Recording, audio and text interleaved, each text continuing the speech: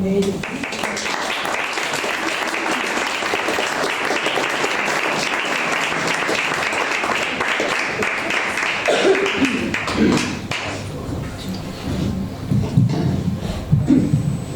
Hola, buenas tardes.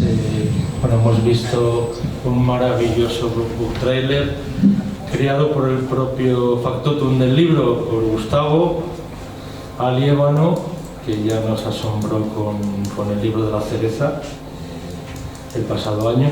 Bueno, yo antes de entrar en materia quisiera agradecer, como siempre, el cariño y el calor que nos proporciona, que nos da, que nos acoge el Centro Asturiano de Madrid, que bueno, pues somos asiduos, en cualquier momento que tenemos oportunidad que estamos presentando y animando, ¿no?, las tertulias y los actos del centro.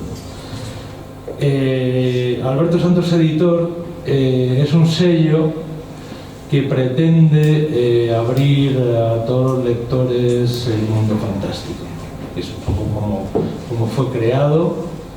Independientemente de mi nombre, seguí la tradición de los editores clásicos de principios de siglo, que les gustaba poner sus nombres a sus editoriales, ¿no? Entonces me pareció un detalle romántico y bueno, pues mi nombre es un sello editorial también.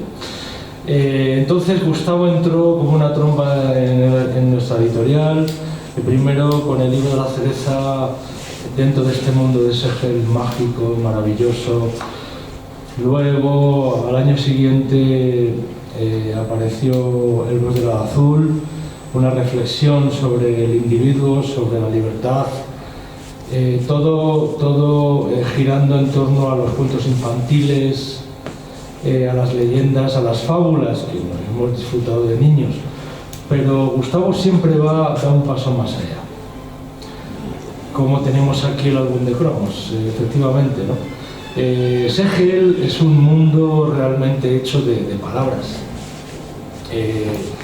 Porque las palabras, además lo sé de buena tinta, nunca mejor dicho, como editor, las palabras crean la realidad, ¿no? Algunos, aunque nos pese, a base de repetir pretenden doblegar las voluntades de las personas que los oyen, ¿no?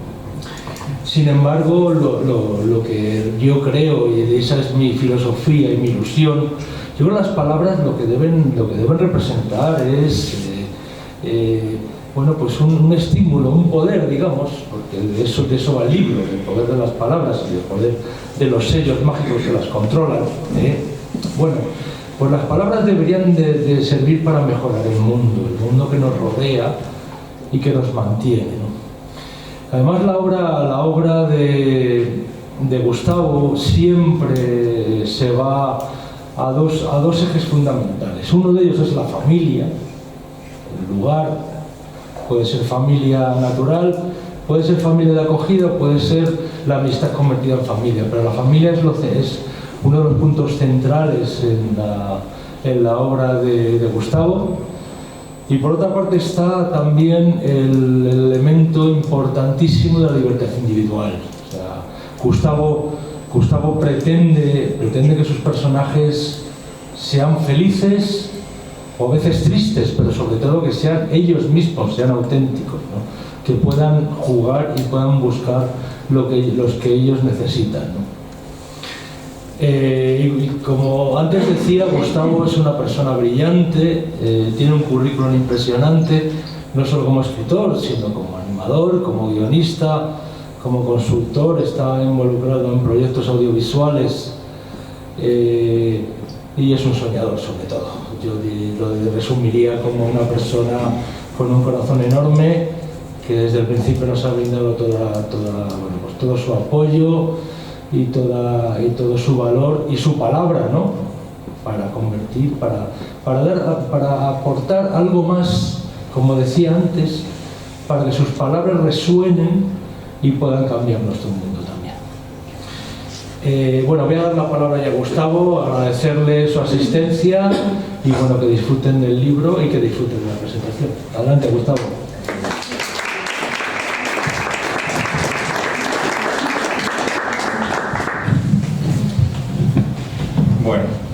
por allá.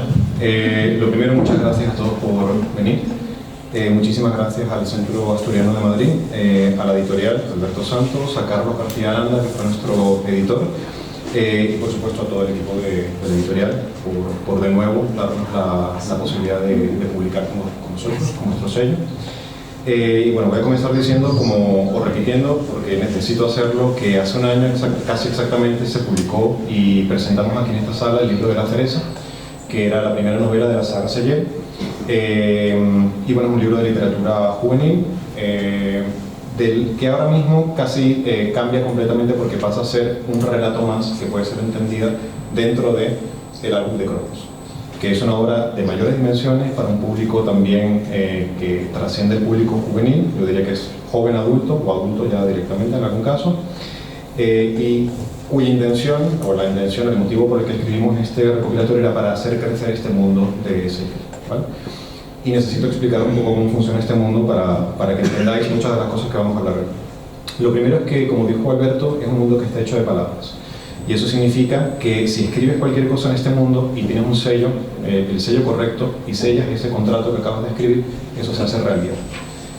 Por poner un ejemplo, si quisiera escribir todo lo que toco se convierte en oro, y lo escribiese como contrato, necesitaría sellarlo con el sello del oro para que eso se hiciera realidad, ¿vale?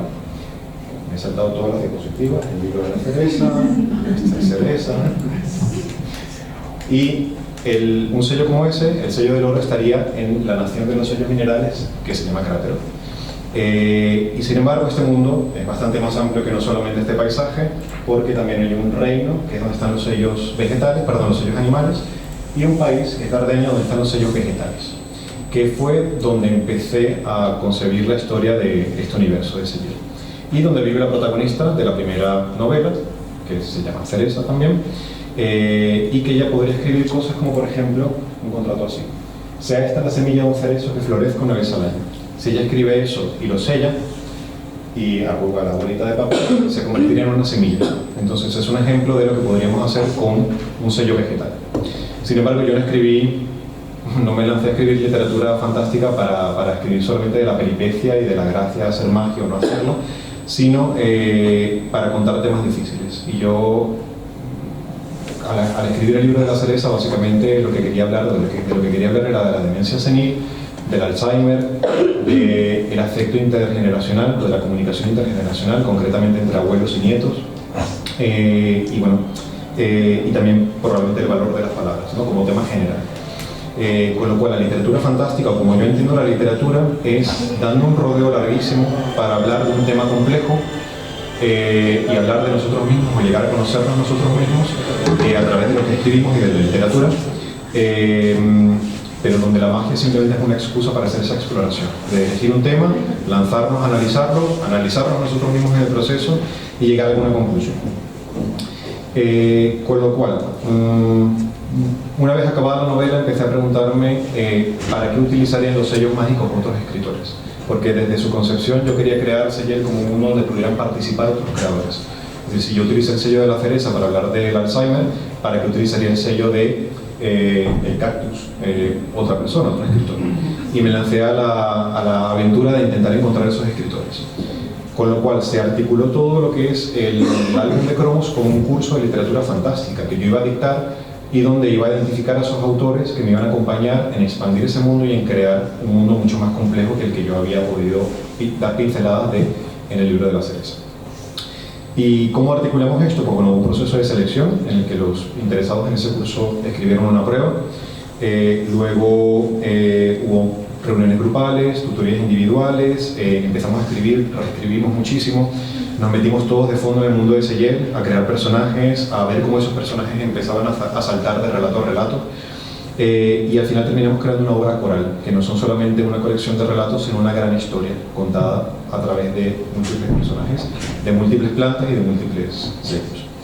Y el resultado es el álbum de cromos, o lo que es lo mismo, porque al haber sido un curso, hoy estamos en la graduación de 7 escritores y un ilustrador que hoy se gradúan como escritores, sin la pretensión de decir que alguno de ellos había publicado en el pasado, pero hoy completan un curso, hoy ven su trabajo finalmente reflejado en una obra literaria que se publica y que todos vais a poder leer y disfrutar muchísimo, pero tanto como nosotros escribiéndolo.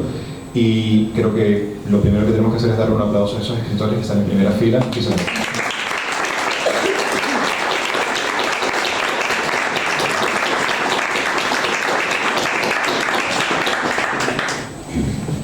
Y bueno, antes de entrar en materia, contaros que el álbum de cromos está compuesto de 9 relatos, un prólogo y un epílogo.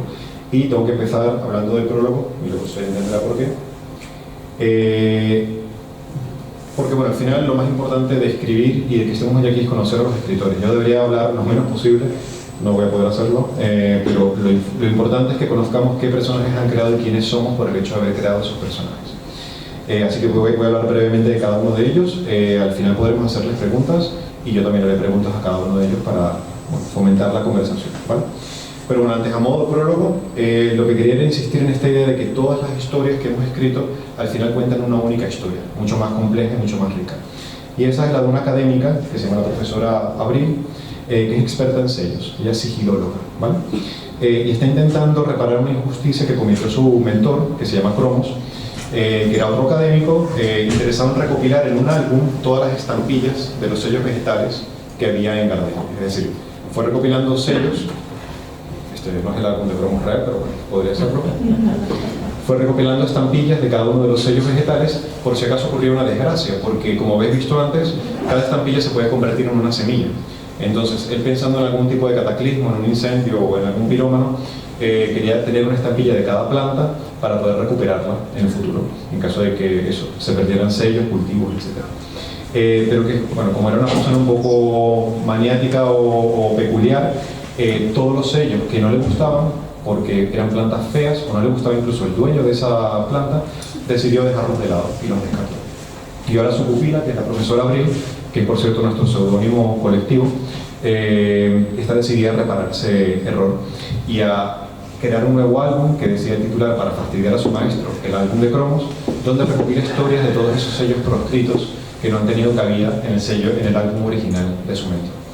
Así que todos los personajes que forman parte del libro son personajes peculiares, cada uno de ellos tiene un tema relevante y complicado habitualmente, y sus respectivos dramas. Y cuando habla de complicado, drama, conflicto, suena que hemos escrito, no lo sé, Crimen y Castigo, pero es que la literatura, incluso la fantástica, no se puede entender sin un conflicto que mueva la acción, ¿vale? Y porque queríamos hacer algo valioso y no tenía sentido escribir, sino era también para explorarnos a nosotros mismos y explorar a nuestros compañeros.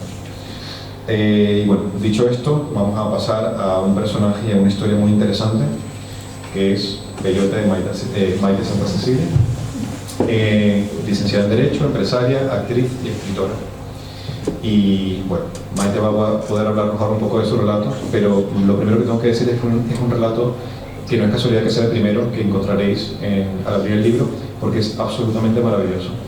Es un homenaje a un tío de Maite, y como buen homenaje que es, rebosa amor y respeto en cada párrafo, pero sin tratar a ningún personaje con guante de seda, porque tratar a las personas con guante de seda y a los personajes también no es sinónimo de amor. Me sorprendió muchísimo este relato ya desde la primera versión, porque Maite ha escrito mucho, pero todo lo que había leído yo de Maite eran comedias. Y de pronto me encuentro con que escribe un relato cuyo tema es la renuncia. Y evidentemente con ese tema no se puede, pero puede ser una comedia de uso, sino es una semblanza. Al final es una semblanza a un personaje que cobró vida propia, según Maite lo iba escribiendo, y en el que hay humor, tristeza y, bueno, belleza a rebosar. La trama del relato repasa la vida de Peyote Cardón, que fue el dueño del sello de Cactus, y va desde el bien que hereda, comienza más o menos en el momento en que él hereda ese sello, hasta algo que decide hacer consigo mismo y con ese sello, y que de alguna manera la ilustración ya hace spoiler de lo que sucede. Así que creo que conviene también decir que es un relato donde los pinchos son una metáfora, un símbolo muy importante, porque no solamente sirven a las plantas y a las personas para defenderse, sino que también sirven para cuidar a las personas con las cosas que queremos y para defender los ideales que tenemos. Pero igual todo pincho crea una distancia y por lo tanto una barrera, y toda barrera implica una renuncia, y son renuncias que tenemos que ser coherentes con ellas, básicamente. Así que bueno, como ves, es un tema muy duro, pero que sin embargo Maite trata con tantísimo humor como respeto y con sentimiento, sobre todo, que quiero que disfrutéis en su correcta forma, que es leyendo. Pero sí me gustaría hacerle a Maite otra pregunta, que es relativa a un segundo tema, un subtema que hay en su relato, que es la rebeldía.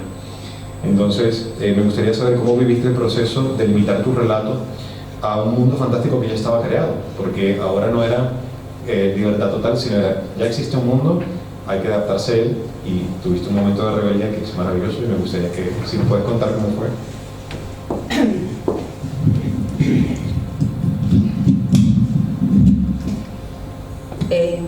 Bueno, muchísimas gracias a todos, gracias a la editorial y sobre todo gracias a Gustavo por haber contado conmigo para este maravilloso proyecto, y gracias a todos los compañeros por todo el feedback y por todo lo que hemos compartido y todo lo que hemos hecho juntos. A vosotros por haber venido. Vaya vista.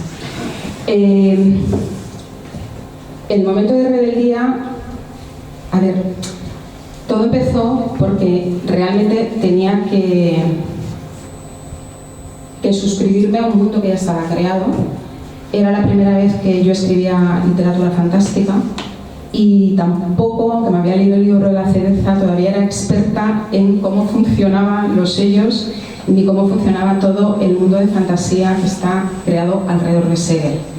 Porque aparte de Gardenia, que es donde todo esto sucede y donde todo pasa, hay otros dos reinos colindantes que también influyen en todo lo que sucede en Gardenia. Con todo este cuadro tenía que poner a circular a Peyote. Peyote, como ha dicho Gustavo, está inspirado en mi tío, y fue un momento difícil, porque poner a funcionar a alguien real que ya no está, y que además de no estar se acaba de ir, pues conlleva mucha responsabilidad y bastante presión. Eso fue el principio de todo, y decidí, mi primera rebeldía fue liberarme de eso. Elegir el sello del cactus, poner a funcionar a Peyote y dejarle que pasara cualquier cosa, sin tener que guardar porque cuando creas no puedes guardar ninguna forma, tienes que ser valiente. Entonces mi primera rebeldía fue ser valiente y dejar a Peyote volar como personaje que es, y separarle de esa realidad primigenia que era el homenaje a mi tío, y hacer que ese homenaje fuera tan homenaje para él como para todos los lectores y como para el libro. Y esa fue la primera rebeldía. La segunda fue ponerla a funcionar en Gardenia. Y a Peyote, porque no a mí, a él le salió rebelarse y le salió ser muy crítico con Gardenia. Yo me sorprendí, porque fui la primera sorprendida, y dije, bueno, vaya con Peyote. En cualquier caso, era una característica que comparto con Peyote y con mi tío, el original. Una vez que eso pasó, tuve que trabajar y entender cómo funcionaba Gardenia también, y someterme a las leyes de Gardenia. Y todo eso fue un proceso muy divertido, por el cual al final aquello acabó siendo una cosa completamente distinta a la que yo esperaba en principio, una pequeña locura, y fue rebelde hasta el final, porque la mayor rebeldía es que Peyote quiso y soñaba con no estar en Gardenia, y eso era duro, escribir desde Gardenia no queriendo estar en Gardenia, pero así salió y así está creado. Y luego muchos detalles de dentro del propio universo, pues bueno, aprender a manejar los sellos, porque yo tuve que aprender a manejar los sellos como escritora, y a ser también rebelde a la hora de hacer un contrato, que es el que Peyote hace con su sello, que no voy a hacer spoiler porque es importante, pero que fue duro, un contrato duro, pues como muchos de los que hacemos en la vida. Y también llevarla hasta el final, Eso fue otra rebeldía y otra valentía, también creo, porque lo podía haber dejado a la mitad del relato, pero Peyote, en su relato, nace y muere. Y eso fue lo que hice. Muchísimas gracias por ese acto de rebeldía de tu personaje y tuyo, porque hizo crecer el mundo de Gardenia, bueno, el mundo de Seyel y concretamente Gardenia de una manera absolutamente espectacular. Y una última pregunta que tengo es, ¿cuándo vamos a leer algo más escrito por ti? Bueno, tú ya lo sabes, que tengo escrita ya una novela y pues la vamos a leer pronto, espero. Muchas de las personas que están aquí, seguro, entre ellas, por supuesto, tú, y muchos de los que me habéis venido a acompañar hoy. Y bueno, luego ella dirá, porque es ella. Bueno, muchísimas gracias, María. Muchas gracias a todos.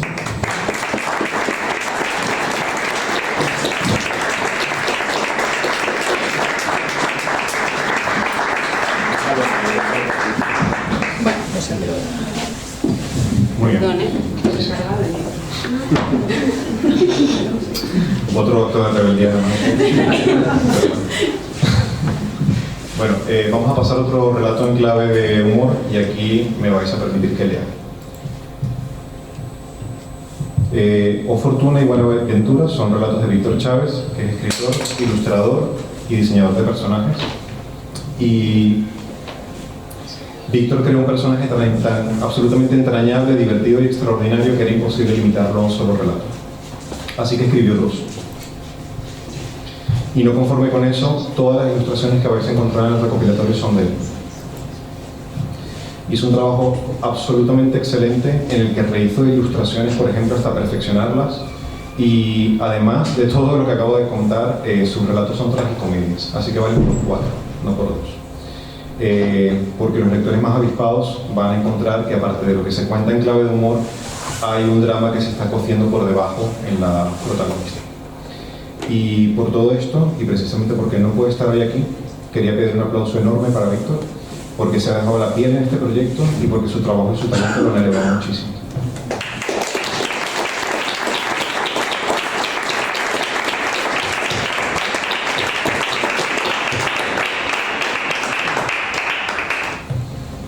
Bueno, yo prefiero que los lectores descubráis las aventuras de Ventura Beta, que es una mujer de 47 años que encuentra el sello del trébol por casualidad, se ilusiona inmediatamente con que esto le va a cambiar la vida. Ya veis que los relatos de Víctor van aparentemente sobre la suerte. Quizás un poco más apropiado sería decir que van sobre la rueda de la fortuna.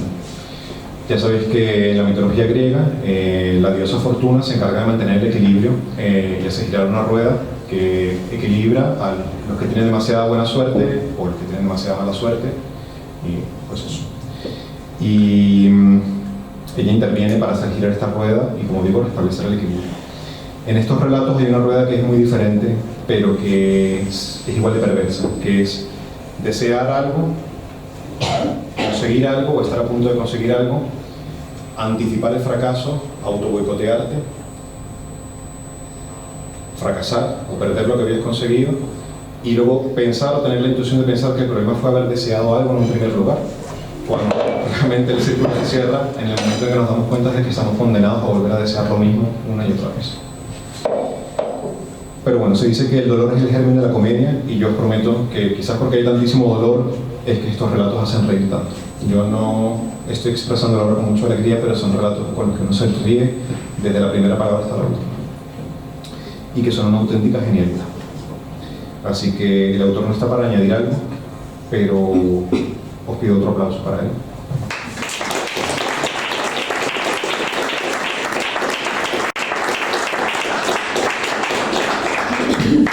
Y ahora vamos a pasar a un Víctor muy diferente, pero que tampoco puede estar, porque está atrapado en un aeropuerto. No, han fallado los dos. Pusieron de acuerdo. Parece que sí, pero bueno. Víctor Manuel González es, que escribe El sabor del desafío, es diseñador de videojuegos, profesor de idiomas, traductor y escritor.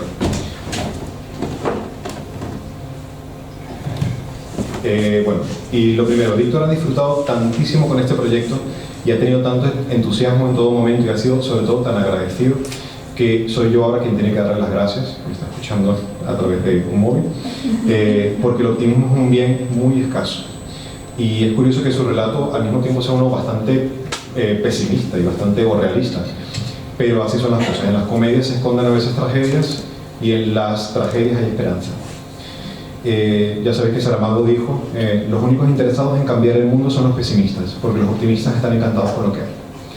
Y eso es un poco el tema del relato de Víctor, el inconformismo pero bien entendido. Dicho de otro modo, la voluntad de superación. Y es que, curiosamente, el tema que yo le propuse a Víctor era el fracaso. O sea, fijaros si Víctor con su voluntad no le dio la vuelta y terminó hablando de la superación.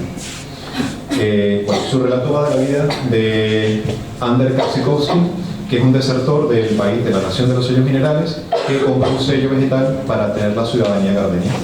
Aquí, como cuando uno compra un piso, porque compró un sello vegetal para que le den la ciudadanía en Gardenia. Pero le venden uno que no sirve para nada, que es el de la guindilla. Así que no le queda más remedio que empezar a trabajar paleando carbón en una caldera. Y allí conoce a una compañera de trabajo que también tiene un sello que no sirve para nada, pero que compensa eso con una creatividad enorme. Y al final la relación que entablan a ambos les cambia la vida, porque si hay algo que cambia la vida de las personas es encontrar a alguien creativo. En fin, es un relato impresionante que creció muchísimo desde que empezó a escribir hasta el resultado final. Bueno, se ha vuelto enorme, mejoró muchísimo, no es que en principio estuviera mal, pero quiero decir, se alimentó muchísimo del feedback que le dimos los compañeros. Y como Víctor no podía estar, le pregunté por WhatsApp que quería contestar sobre este proceso y dijo que, por supuesto, fue complicado empezar a recibir feedback que cambiaba por completo la historia y que le obligaba a pensar en situaciones diferentes. Hubo un momento que recuerdo que le dije que tenía que utilizar a García Lorca como referencia para la última escena de su relato y le voló la cabeza porque es esto. Y aún así aguantó todo, lo aceptó todo, hizo modificaciones que solo mejoraron el texto. Y al final le pregunté, ¿estás contento con el final que le has dado a tu personaje? Porque se lo ha dado él. Y me dijo que sí, por supuesto que sí. Y eso es increíble porque ha conseguido darle a un personaje un buen final. Y eso no siempre es fácil, sobre todo cuando uno no lo tiene. Pero bueno, Víctor no puede comentarnos nada hoy. Pero sí vuelvo a agradecerle a Víctor González en particular y a Maite por su rebeldía, porque fueron ellos quienes hicieron crecer el mundo de Seyel. Y de nuevo a Víctor, a mi amigo Víctor González, porque cuando mis ánimos flaqueaban, ver la ilusión que le hacía este proyecto me dio la vida. Y bueno, hablando de mis ánimos y de cómo flaquearon, vamos a pasar a mi relato y a ver si salimos de eso. Mi relato fue el primero que se escribió en el verano del año pasado y fue un regalo a Víctor Chávez y está dedicado a él y a su familia. Y el tema del relato, curiosamente, es el abandono. De hecho, comienza con dos padres y un hijo que se ven obligados a abandonarse mutuamente para salvarse de una guerra.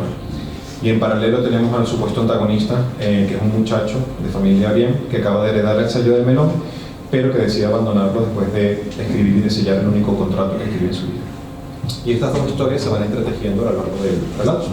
Y acaban con un mensaje en la página 118 del libro, que en su momento me pareció que era la única reparación posible para el abandono. Pero mi relato fracasó por partida doble porque literalmente en ese mensaje, que es el punto álgido de mi relato, falta una palabra, falta un no, que cambia por completo la frase. Y mirad si hubo oportunidad de corregir el relato, revisiones, cuántas tuvimos, Carlos. Pero por coherencia con los personajes y por coherencia con a quien iba dedicado y con la historia en sí, no se cambió. Y bueno, también fracasó porque había un mensaje oculto en este relato que no llegó a su destinatario, y eso es o porque no lo escribí bien o porque para encontrar un mensaje uno tenía que estar dispuesto a buscarlo. De hecho, en mi relato, en el propio relato, escribí: a fin de cuentas, los patrones solo existen cuando ellos deciden buscarlos. A ver si podemos centrarnos. Bueno, a pesar de todo esto, estoy orgulloso de lo que escribí, y, aunque no logró su objetivo, pero porque se convirtió en la semilla del recopilatorio y fue la prueba de que era posible expandir el universo de Seyel más allá de la historia inicial que yo tenía pensada, y al mismo tiempo porque se convirtió en la referencia que usamos en el recopilatorio para escribir los demás relatos.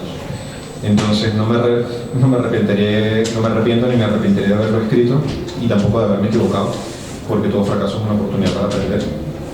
y me alegra haber sido yo quien terminó hablando del fracaso, como mi amigo Víctor González, que no se lo merecía ni él ni su personaje. Así que bueno, vamos a pasar a otro relato difícil. Aquí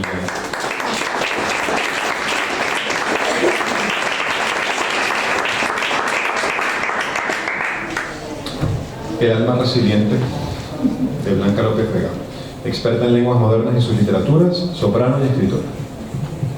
El relato de Blanca empezó fenomenal. Es decir, teníamos claro todo, teníamos claro el tono, que iba a ser en tono de cuento de hadas, que el tema iban a ser las relaciones tóxicas, teníamos clarísimos los personajes y quienes nos habían inspirado. Y además en una llamada que me acuerdo que fue fantástica, definimos todo, o sea, teníamos la trama de principio a fin. Y de pronto todo se complica.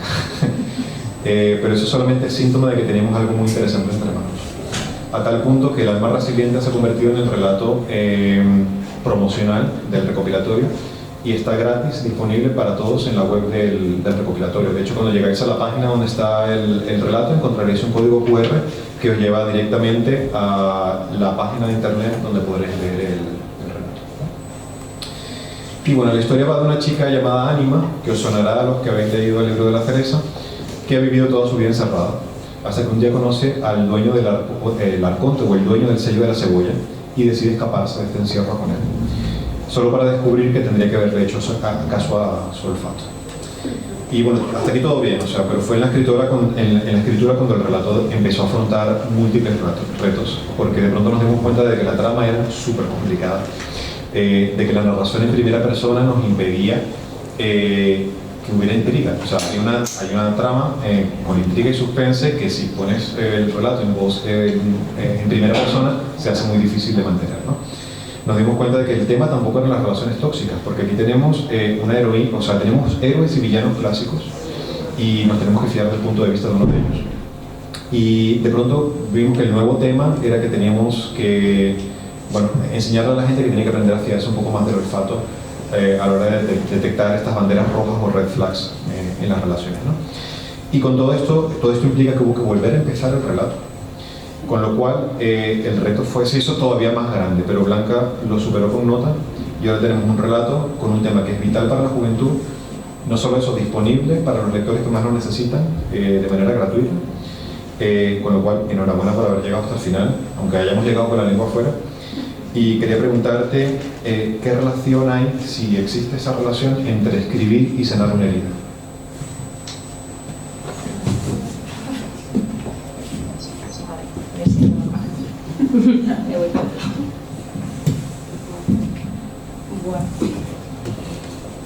Bueno, hola.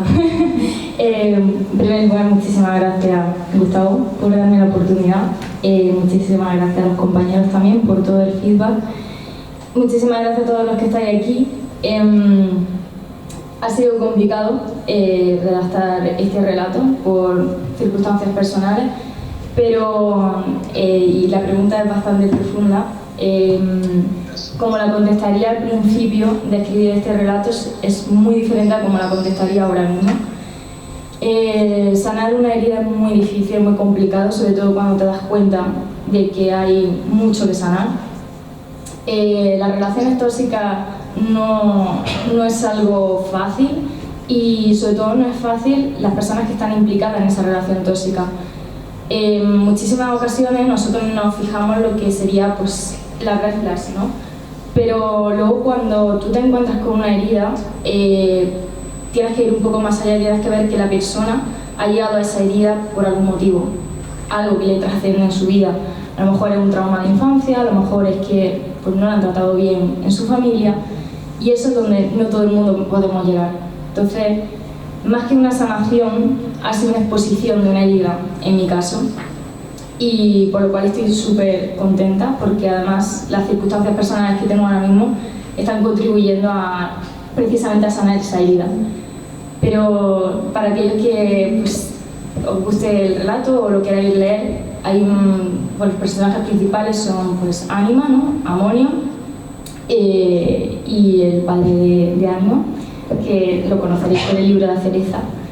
Y ahí también había otro reto muy importante, que es tratar con cuidado a Ánima, porque Ánima surge de Gustavo, entonces para mí era una responsabilidad enorme tratar un personaje que ya ha sido creado por el propio autor, y sobre todo con cariño, y también viendo un poco ese trasfondo de Anima y por qué empieza a actuar como actúa y por qué se relaciona con Amonio como se relaciona. Así que si pudiera añadir una última cosa sería fiaros de vuestro olfato, pero sobre todo a lo mejor pensar y entender por qué existe no solamente ese olor a cebolla a las personas, sino por qué las personas actúan como actúan, porque solamente ahí podréis llegar a alcanzar un entendimiento real y no solamente una sanación propia, sino entender por qué las personas actúan como actúan y no directamente juzgarlas por cómo actúan. Gracias.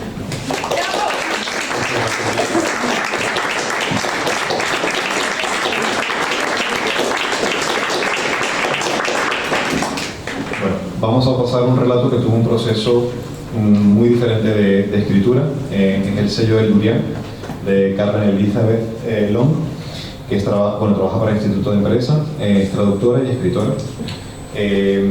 Bueno, Karen y yo hemos trabajado en muchos proyectos ya a estas alturas, casi siempre ella como traductora de algo que he escrito yo, pero se nota que Karen ha escrito y leído muchísima fantasía, porque el proceso de escribir fue una gozada. Bueno, y eso que el tema del que quería hablar Karen no era precisamente sencillo. Su relato va de la maldad y de la bondad en exceso, y de cómo la moderación es una solución, ¿no? Pero bueno, nuestro proceso, para que lo sepáis, fue Karen, después de un viaje que hizo, decidió que quería escribir sobre el durian, que es una fruta súper peculiar. Luego dimos un paseo por el retiro, y en ese paseo por el retiro definimos absolutamente todo. Va a ir una pareja que quiere tener hijos, pero que está tardando ya. Son súper buenas personas y al mismo tiempo son los sellos del dueños del sello del durian, perdón. Y como tal, quieren que su fruta sea la mejor posible, la más nutritiva, la más bonita, etc. Pero bueno, la vida y luego la gente les empieza a tratar bastante mal, o portarse mal con ellos, y ellos reaccionan, se tienen que adaptar y responden a esas circunstancias afeándose ellos mismos y afeando su fruta. Es decir, como lo veis, tenemos clarísimo todo, y todo esto en un paseo que vimos por el retiro. Carlen luego fue escribiendo por bloques y yo los iba traduciendo, y lo dimos a leer a nuestros compañeros, y de pronto nos llega el feedback, y el feedback era que era demasiado perfecto, es decir, que era como un mecanismo de relojería que no se permite en ningún momento flaquear, y que resultaba frío por lo tanto. Entonces Carlen tuvo un reto enorme, que fue, una vez ya escrito el relato, volver a su relato para ampliarlo y afearlo, es decir, para hacerlo más real, para subirle el volumen o la intensidad a todos los sentimientos, y que al dejar de ser tan moderado, curiosamente un relato que va sobre la moderación, ganara muchísima verdad y muchísima belleza. Entonces yo quería preguntarle a Carlen cómo gestionaste ese proceso de pronto verte con que tenías que afear, entendiendo afear como subir mucho el volumen de los sentimientos que había.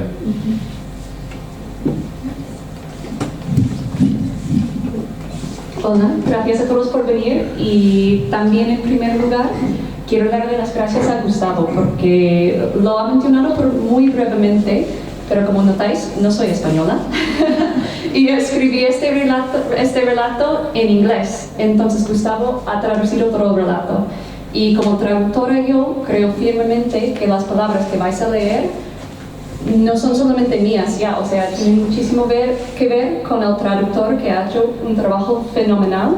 Así que muchísimas gracias, porque nos ha ayudado a todos con los relatos, pero creo que este proceso de traducir también contribuye muchísimo a la calidad de la versión final. Así que agradezco muchísimo tu trabajo en eso, y también lo que me ayudaste a montarlo, porque lo que más me asustaba de empezar en este proyecto era ese papel en blanco, porque yo me veía como traductora, y un traductor, una traductora trabaja con palabras que ya existen, un mundo que ya existe, y me frenaba mucho ese papel en blanco. Entonces, como dijo Gustavo, pues una vez que tenía ya ese outline, las palabras fluían, o sea, todo me salió muy bien, y justo al tener que volver a tocarlo es cuando empecé a darme cuenta de que hay más, como le puedo meter más creatividad. No tiene que estar todo en su sitio en cada momento, así que al incorporar otros personajes, que en mi relato sale por ejemplo Peyote, salen otras personas, yo creo que esa parte me ayudó a no ver mis personajes como personas conocidas, porque para mí ya eran súper conocidos, pero entiendo que para Peyote o para las otras personas que van saliendo en el relato no va a tener sentido lo que hacen, porque no tienen sentido todas las emociones que sentimos en el día a día. Muchas veces nos pasa que nos surge una emoción que no podemos explicar, y a mí me pasaba mucho en relaciones personales, en familia, en viajes. No entiendes por qué algo te choca de una manera positiva o negativa. Entonces, tener la presencia de otros personajes en mi relato también me ayudó a mí a sacarme un poco de ese momento y permitirme que las cosas no tuviesen sentido, que saltasen un poco más las emociones desde el primer momento, porque yo en mi mente quería que todo fuese súper progresivo y normal, y que una cosa lleva a otra en un camino muy, muy fijo. Pero la vida no es así. La vida es, de repente te sientes algo y al día siguiente, no, estás bien, tampoco me molesta, no me importa mucho, y 3 días después es el fin del mundo. Así que me gustaba ese proceso de modificarlo.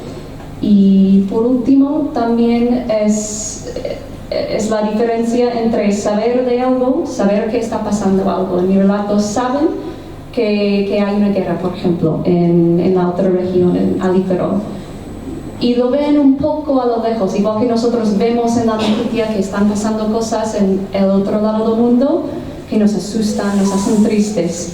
Pero hasta que no lo tengas en tus manos, hasta que no lo veas de primera mano, tampoco tomas muchas acciones. Así que eso fue otro punto en mi relato que me hizo pensar que sí, hay gente que se enfada mucho al leer las noticias y que parece súper relevante, y de repente, cuando lo tengan enfrente, cuando no es un niño de por ahí sufriendo hambre en otro país, no es un niño que está en sus manos sufriendo, allí cambian sus historias y cambian también tus acciones. Así que, bueno, he ido un poco por las ramas, pero la idea es que no vamos a entender siempre nuestras emociones, y de eso se trata, de no tener que entenderlas, simplemente aceptarlas y tomar las acciones que eso conlleve. Gracias.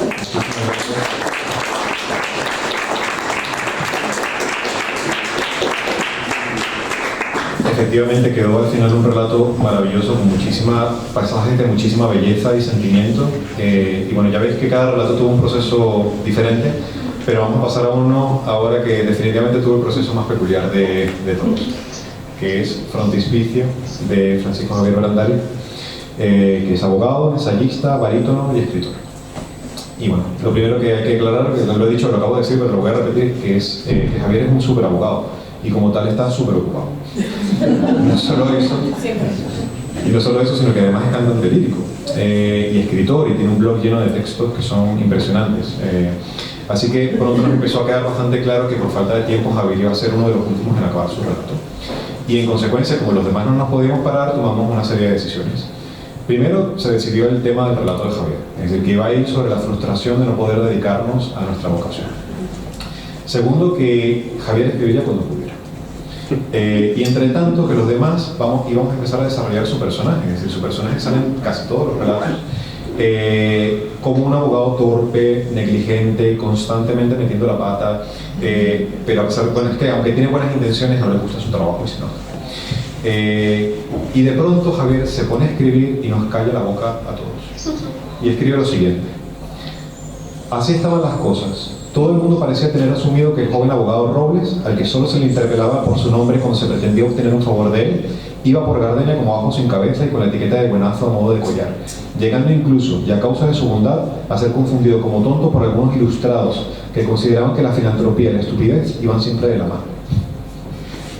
Con lo cual, de pronto, a pesar del material que le dimos, este abogado patoso, desmotivado, Javier creó un personaje bondadoso y lo contrario de tonto, con muchísimas capas y con un viaje personal interesantísimo. Y es que si alguien sabe usar la palabra como una espada de Javier, y si alguien nos da una puntada sin hilo de Javier, precisamente, que por algo es abogado y escritor. Y mi pregunta para Javier fue, como nuestro proceso fue tan caótico, ¿cómo lo hicimos? O sea, ¿cómo llegamos con la lengua afuera a tenerlo hecho? Y lo más importante, si disfrutaste del proceso, porque me haría sentir muy mal que no lo hubieras disfrutado cuando esto tan claramente es uno de tus talentos y vocaciones.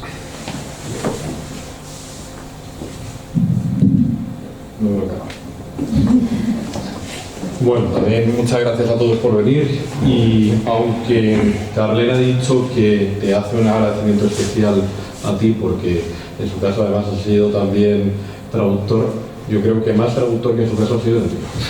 Para empezar, porque yo no estoy acostumbrado, escrito es verdad, pero no estoy acostumbrado para nada a escribir en un mundo de fantasía, y en un mundo de fantasía ya creado, que además tampoco conocía a lo mejor en la misma profundidad que conocían el resto de compañeros. Por lo tanto, la traducción en mi caso sí que ha sido exhaustiva, y debo agradecértelo a ti, aparte de agradecerte todo lo que has hecho y todo lo que has colaborado con todos los demás escritores. Puedo decir, si he disfrutado o no he disfrutado del proyecto es complicado, porque he disfrutado del proyecto en tanto en cuanto sabía que iba a escribir, y que iba a escribir algo distinto a lo que estaba acostumbrado a escribir, y que además eso a mí me suponía un reto, y a mí me gustan los retos. Por lo tanto, eso ya era un motivo para disfrutar. Pero a la vez era complicado disfrutar precisamente por esa falta de tiempo, y no solo por mí, sino porque esa falta de tiempo no me afectaba individualmente a mí, sino que afectaba a un proyecto que iba avanzando y que en mi caso iba quedándose cada vez más atrás. Por lo tanto, he disfrutado muchos momentos, sobre todo cuando nos reuníamos y yo empezaba a ver qué entendía ese mundo que estaba creando, y cada vez me gustaba más. Pero también he sufrido, más que por mí, por el resto de la gente, y por no llegar a tiempo a los plazos que nos íbamos marcando, y que aunque no lo hayas dicho, cada vez se iban dilatando más, en gran medida por mi culpa. Pero he disfrutado mucho, y además estoy muy agradecido porque me parece que es un proyecto precioso y que sin ti sería imposible. Muchísimas gracias.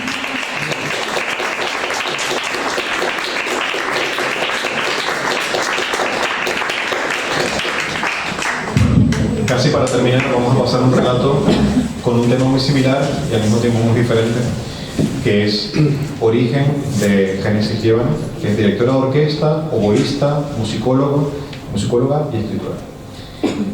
Bueno, yo pensaba de hecho que el relato de Génesis iba a ir también sobre buscar nuestra vocación, porque eso es algo muy de Génesis, o incluso sobre la decepción, porque en la primera prueba de escritura que hizo se intuía que iba a ir de eso.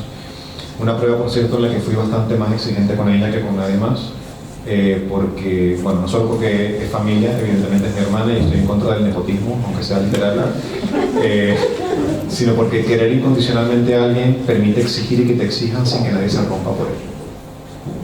Pero bueno, al final sí que hay comentarios sobre la vocación y la decepción en el relato de Génesis, y sin embargo el tema principal cambió y resultó ser la ansiedad, que es algo que Génesis conoce muy bien y de lo que puede hablar con propiedad. Y además puedo hacerlo como a mí me gusta, que es siendo capaz de decir, ha sido duro, sigue siendo duro, pero estoy bien. Y por eso, bueno, me gustaría preguntarte, ¿por qué te pareció importante hablar sobre la ansiedad?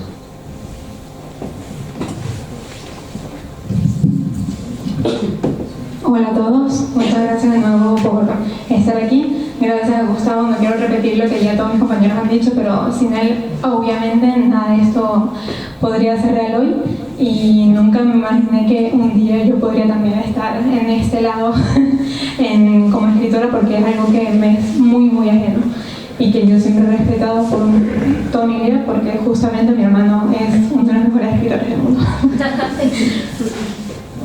No me voy a poner a llorar como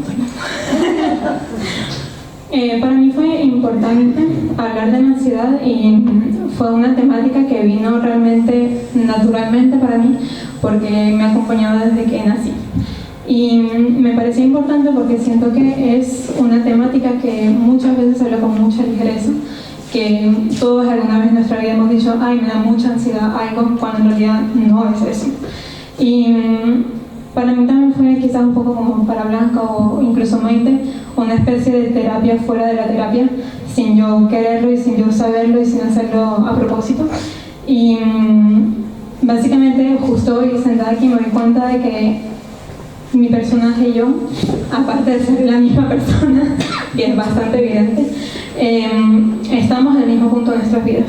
Y bueno, no quiero hacer mucho spoiler, pero básicamente a mi personaje le ocurren cosas, se da cuenta de muchísimas cosas que cambian en el curso de su vida y al final logra darse cuenta de lo que está atravesando, del hecho de que padece de una enfermedad mental, pero también hace de eso su fortaleza y logra que la ansiedad no sea ya una cosa que te hace ponerte de pie y parar y no poder actuar, sino todo lo contrario, sino ser un motor y motivar realmente a encontrar tu vocación y hacer lo que deseas hacer con tu vida. Y a mí Abril, el personaje de Abril me ha enseñado eso, me ha enseñado a justamente hacer de mi defecto o de mi menos un más y una fortaleza. Así que para mí ha sido bastante una catarsis escribir y darme cuenta de que no es el único que puede escribir de la familia, como no es el único que puede hacer música también. Y nada, agradecer un montón también a mis compañeros por haberme tenido paciencia, porque si bien Javier tuvo mucho trabajo y cosas, yo no fui tampoco para nada la alumna ejemplar, porque tenemos vidas un poco caóticas, pero Gustavo y todos mis compañeros siempre tuvieron la paciencia de leernos cuando todavía estábamos en proceso, así que muchas gracias a todos ustedes y de nuevo gracias a Gustavo por todo.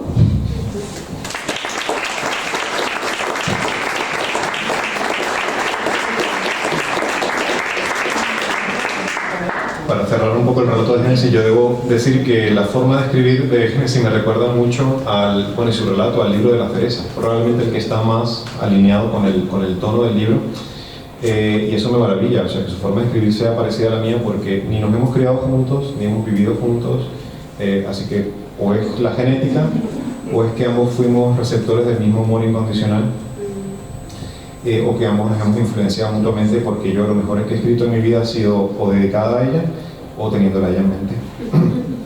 Entonces, bueno, pero a pesar de la forma de escribir parecida, tenemos formas de querer muy diferentes y eso lo ejemplifica muy bien su protagonista, por ejemplo, que tiene un puntito egoísta que a mí me falta, pero que debo tener y que tendré. Y bueno,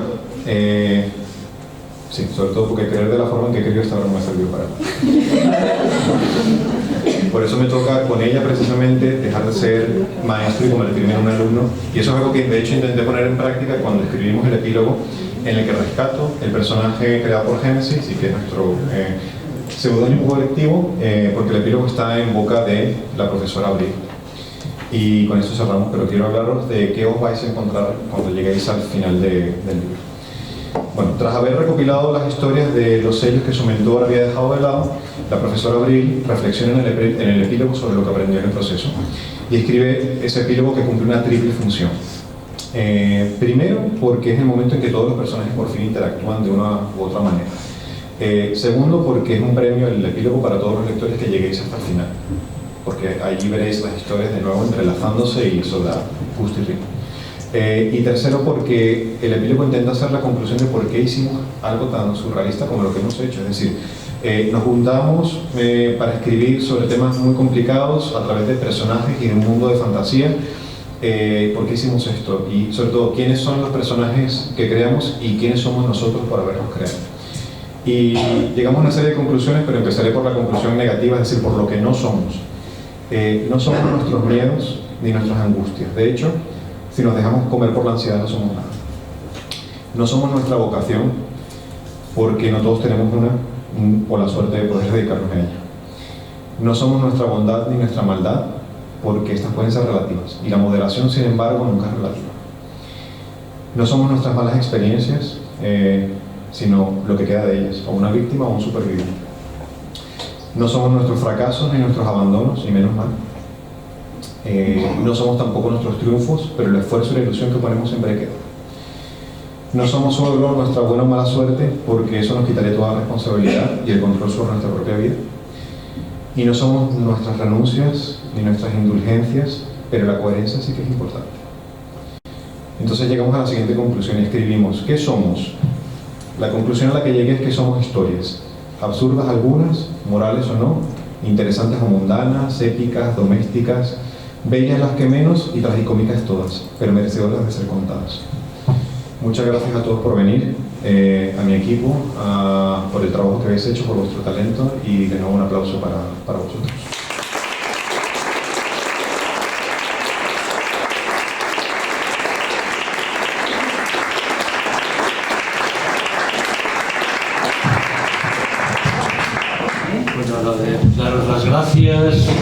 oído esta presentación, que disfrutéis ahora con el agape que nos ha preparado el restaurante de la Casa de Asturias y bueno, ahí tenemos un montón de libros, animaros. Muchas gracias.